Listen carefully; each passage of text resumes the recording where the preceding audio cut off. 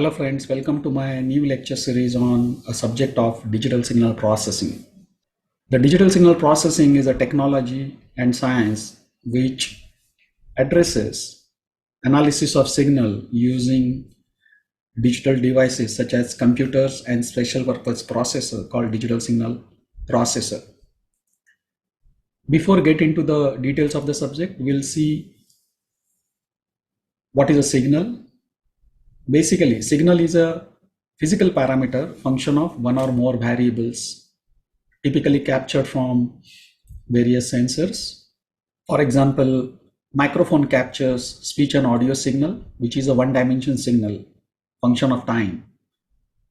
Similarly, images and videos are captured from using camera sensor, where images are two-dimensional signal represented in a special domain with variable x and y. On the other hand, videos are three-dimensional signal similar to images represented using special variables x and y and temporal variable time, because video is nothing but sequences of images in the direction of time.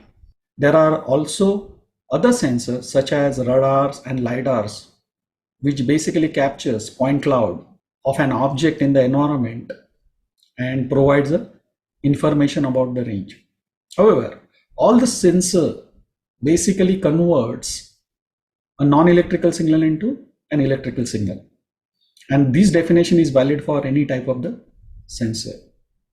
Now, these electrical signals obtained from sensors are sampled, which becomes discrete time signal, and then pass through an analog to digital converter, which is suitable for digital signal processing using computers and special purpose digital signal processor. Now we'll see step by step what is a signal processing.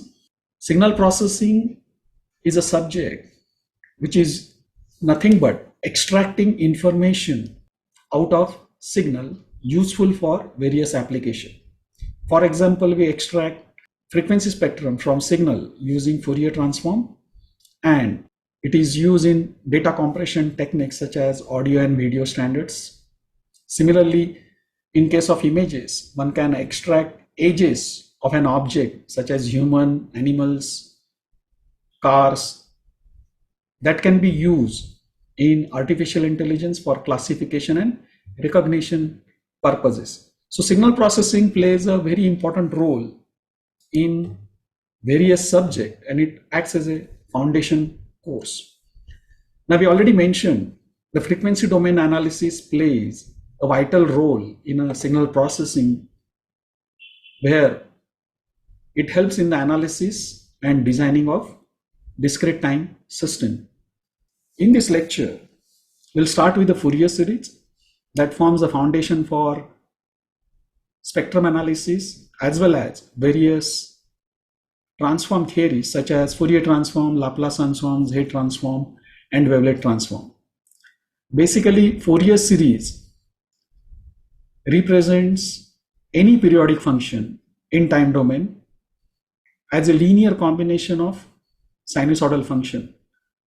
Here, the sinusoidal function is used because it forms an eigenfunction or a basis function, and the fundamental reason is its infinite order derivative is still sine function, which we already discussed in our lecture series of mathematical models and eigenfunctions.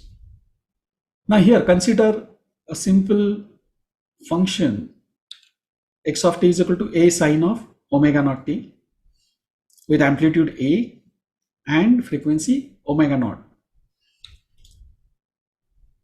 Normally we draw the signal in time domain. So basically, time domain represents a plane with a y-axis as a magnitude and x-axis as a time. And we always looking perpendicular to time domain that shows the shape of the signal. Now, what is a frequency domain? So we can obtain the analogous definition similar to a time domain. That is, we can look perpendicular to variation of magnitude of the signal with respect to frequency. So here, how one can map a signal from time domain to frequency domain. Now consider the frequency of our signal is 1 kilohertz, which is represented by omega naught is equal to 2 pi f naught, where f naught is 1 kilohertz, and capital T represent time of one cycle of a sine wave. Now here we'll add a third axis called a frequency axis. So we'll get a 3D plane which represents variation of a magnitude with respect to time and frequency. Now in this plane, if you draw the sine wave at origin, it will be incorrect representation of a sine wave because it will show the frequency is 0. Instead, we'll offset it on the frequency axis by 1 kilohertz, shown by the red color dot as shown in this figure.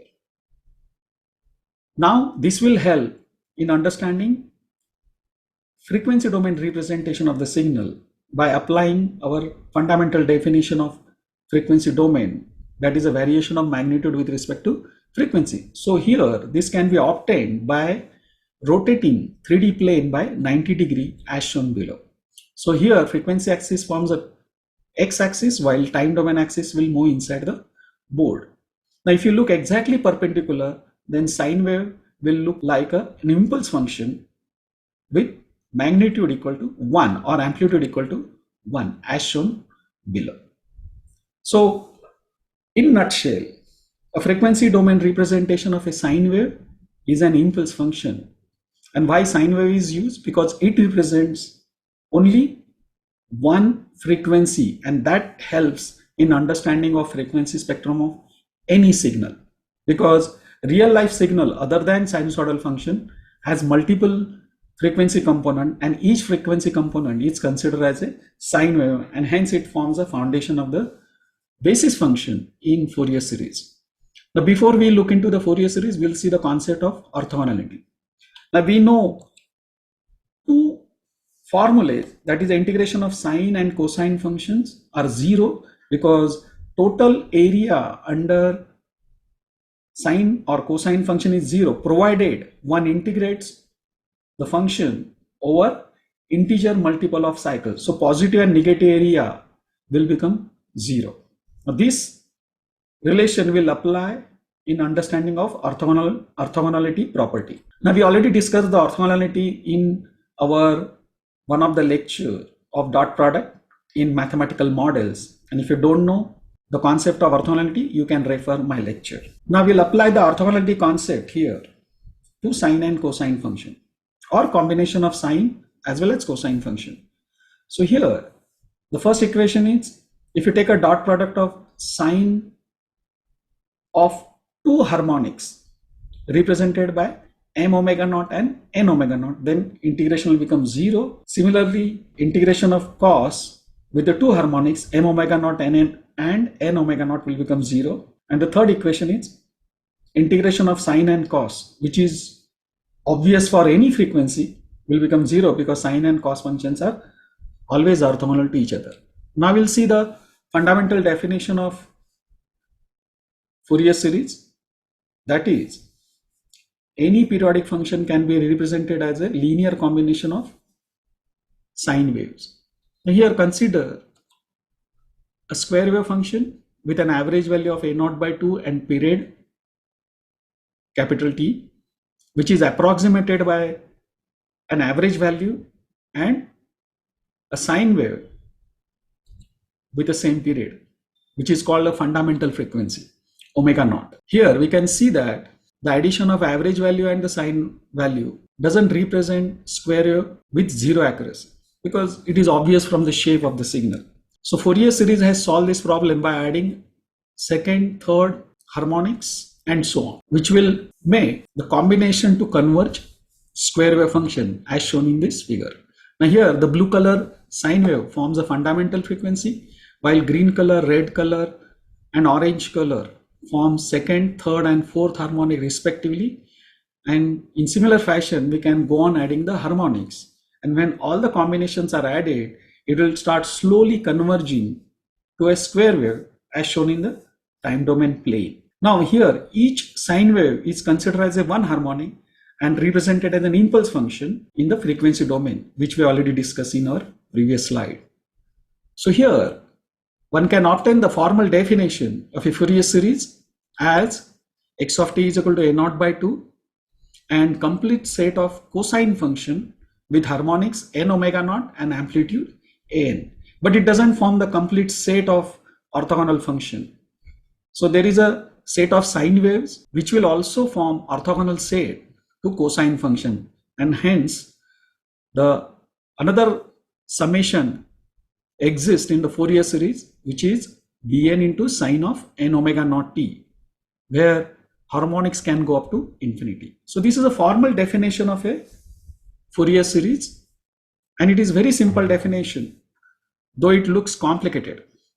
Actually, summation can be combined into a single summation, and combination of cosine and sine function can be combined into a single cosine wave, which we shall see in the next slide. Before that, we'll see the spectrum of this signal using above equation. Now here you can see the first component is a DC component a naught by 2, has frequency 0, and then harmonic with the fundamental frequency omega naught and amplitude a1. Second harmonic with frequency 2 omega naught and a2, and so on. Here we have not considered second summation represented by sine harmonics, and it is not required as well. So that we shall see in the second slide. So basically, one can obtain frequency spectrum of any periodic function using Fourier series, and hence it forms a foundation for various transform theories. Now we shall see how to represent Fourier series as a single cosine wave. So here we'll substitute value for an and bn as an equal to cn cos phi and bn is equal to cn sin phi. So if you add an square with the bn square, you'll get cn square, because cos square phi plus sin square phi will become 1, and therefore cn is given by square root of an square plus bn square. Similarly, we can take the ratio of bn with an, which will give tan of phi, and hence phi is equal to tan inverse of bn by an. Now substituting values for an and bn, we can obtain a very simple equation using a trigonometric identity of cos a into cos b plus sin a into sin b as a cos of a minus b, and hence you will get a very simple expression for trigonometric Fourier series as x of t is equal to a naught by 2 plus summation n is varying from 1 to infinity cn cos of n omega naught t minus pi, and this equation is used to draw the spectrum of any signal as shown below. So this is a trigonometric frequency spectrum of any periodic function in time domain, and therefore you actually don't need values of bn. However, first you have to compute value of a naught, an, bn, then compute value of cn and phi using n and bn, and then draw the spectrum. This is the correct way of sketching the spectrum using trigonometric Fourier series. Now the question is how one can obtain values of a naught, an and bn. So here we can apply the concept of orthogonality, which we already discussed in our first slide. So if you integrate the first equation of xt over time t, then first summation of cosine series and second summation of sine series will become 0, because area under cosine and sine function becomes 0, and therefore one can obtain a naught is equal to 1 by t x of t dt with integration over time period t. The value for an can be obtained by multiplying both the sides of this equation with cos of m omega naught t and then integrating over one cycle t. In that case, the first term with cos of m omega naught t and its integration will become 0. The integration of the second term will become also 0 except for value of m is equal to n, and therefore you will get a constant an, which is given by an is equal to integration of x of t with cos of n omega naught t integrated over a period t. The third integration will become 0 because sine function is orthogonal to cosine function. Now similarly, we can obtain value for bn by multiplying this first equation with sine of m omega naught t on both sides and then integrating over period t. So first and the second term will become 0, while third term will become Bn for n equal to m. And then you'll get the value of Bn as integration of x of t into sine of n omega naught t integrated over a period t. There is a simplified version of Fourier series which is called exponential Fourier series. So here, before we get into exponential Fourier series, we shall see a complex exponent which we already discussed in exponent function lecture in mathematical models, and for the details you can try for that lecture. Now consider a complex exponential function f of x is equal to e raised to jx, which is slightly difficult to understand, and it can be simplified by expressing in a theta domain as e raised to j theta. So theta is mapped to x, so one can visualize x as a theta where theta is equal to omega t. So simplified expression for complex exponential is f of theta is equal to r into e raised to j theta, and when we map to e raised to jx, then r will become 1 and theta will become x. Now r into e raised to j theta represents a circle in a polar form when sketched with respect to theta as shown below. So here r is a radius and angle is theta. Now when this function is plotted with respect to time instead of theta, that is a variation of magnitude with respect to time, then it will result in a sine wave function as shown in this figure. So here the positive theta indicates vector with radius r is rotating in a anti-clockwise direction. Now if you rotate a vector in a clockwise direction, then you will get another sine wave as e raised to minus j theta as shown by the dotted blue color line. Now when this dotted sine wave multiplied with -1, it will superimpose on e raised to j theta. So it will come 2 sine theta, and you'll come across a very important identity called Euler identity or Euler identity, as sine theta is equal to e raised to j theta minus e raised to minus j theta by 2. Here j is missing. There is a small error due to the phasor representation, but you can take it as a homework problem to figure it out why j is missing, and then you can correct the equation by adding j in the denominator term. Now we'll see time domain versus frequency domain, which we already discussed in our previous slide. So here, just for the reference, we'll go through it quickly. So this is a time domain representation of a sine wave, which can be represented in a 3D plane offsetted at a frequency 1 kilohertz, and then it represents an impulse function whenever it is rotated by 90 degree, which we already discussed. Now this will correlate with Euler identity. So in Euler identity, sine function is expressed as two complex exponents with amplitude half. Basically, the complex exponent also represents sine wave. So here there is an equivalent representation of a trigonometric sine function as combination of two exponential function with positive angle and negative angle, which results in two frequencies at 1 kilohertz and -1 kilohertz with an amplitude 0.5, because if you see the amplitude of each exponent, it is half. So exponential frequency domain representation of a sine wave is nothing different from trigonometric representation of a sine wave.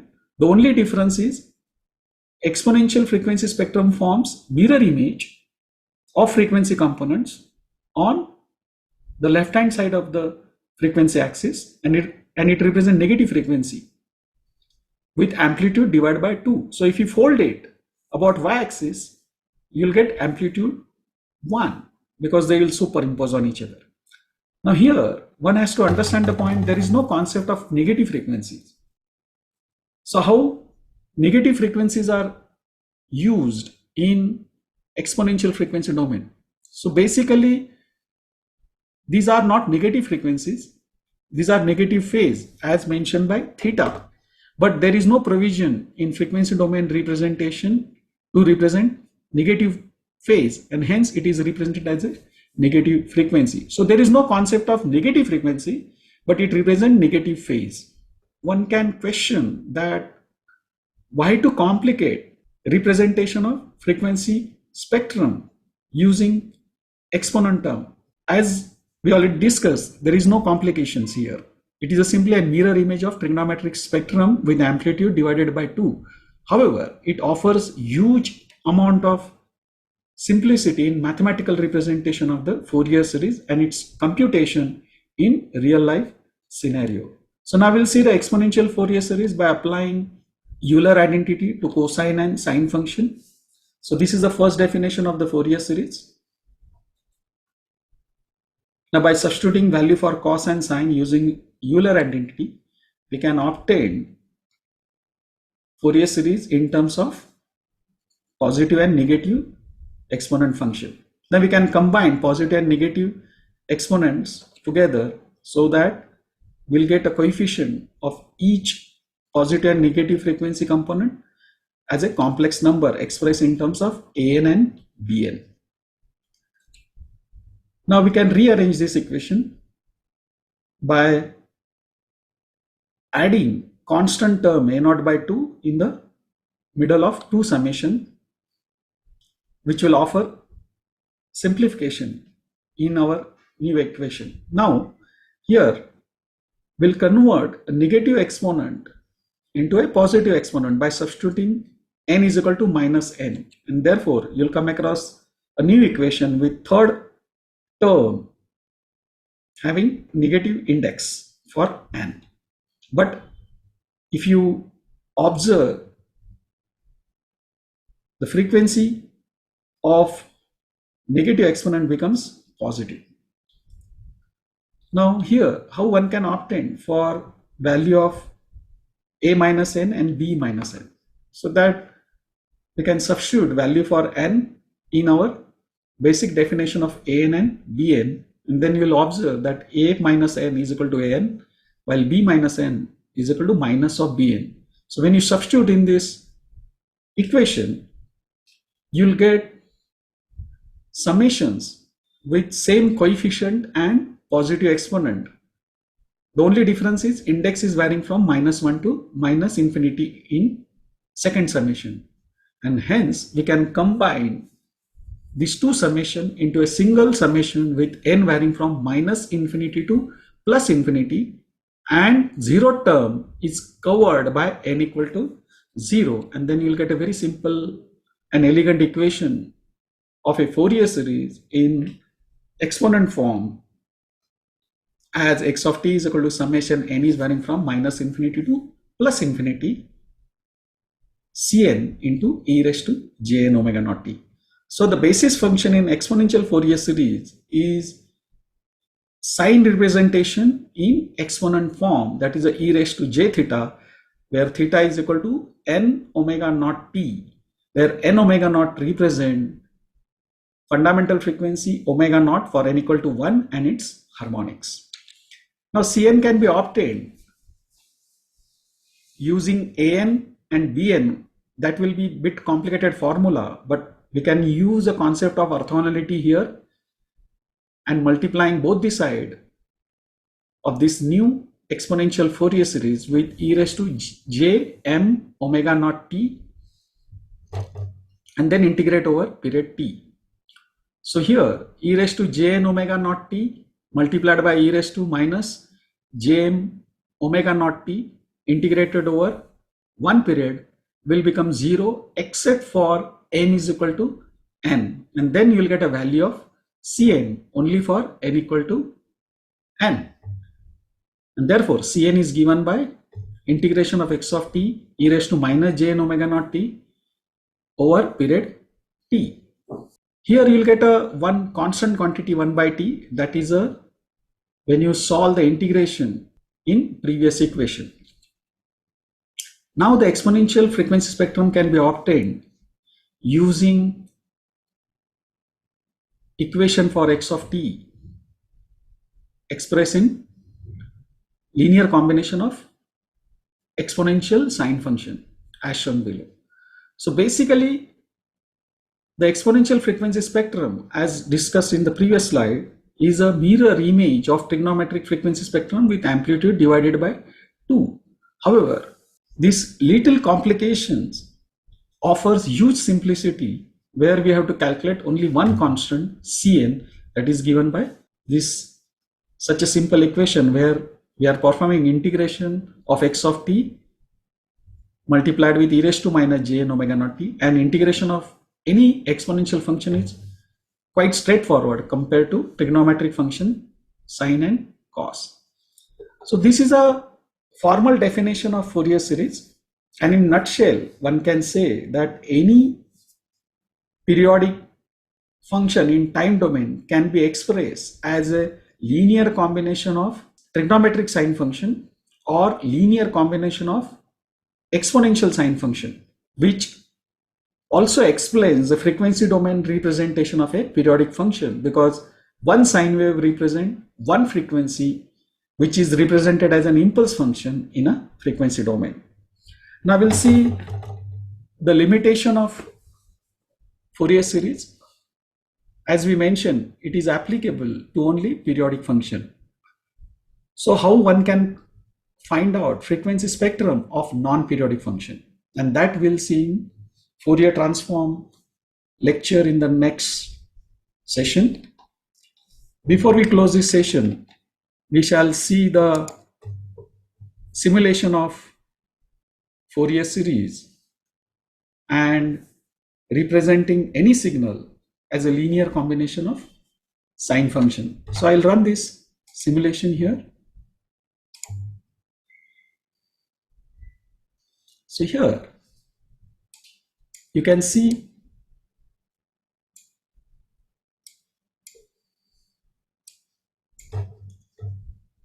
there are three sine waves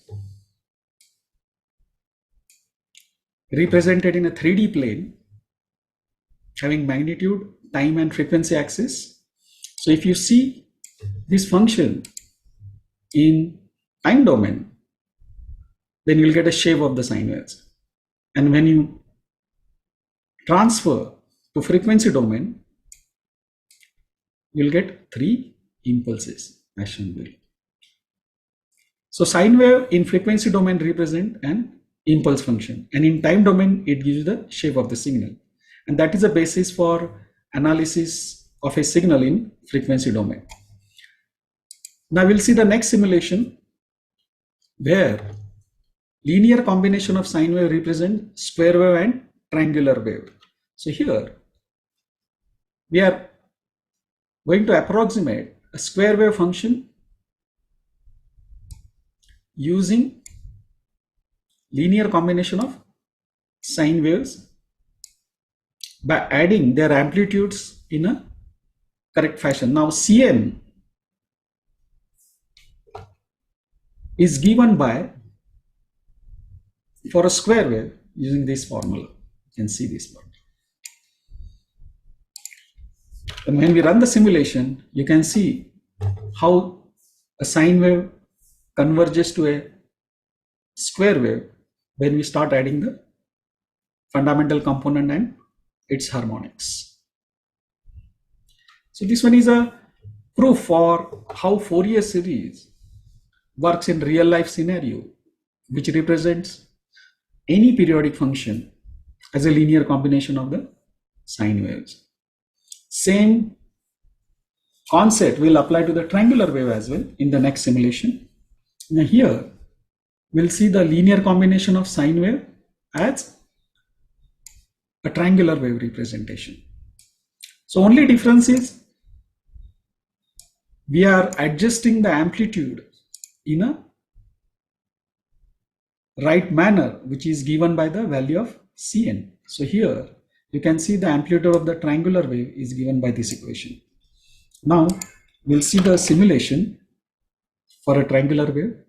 So by adding harmonics with the right amplitude, the linear combination of sine waves becomes a triangular wave. So the same concept can be applied to any periodic function which can be approximated by the linear combination of trigonometric sine waves or exponential sine waves.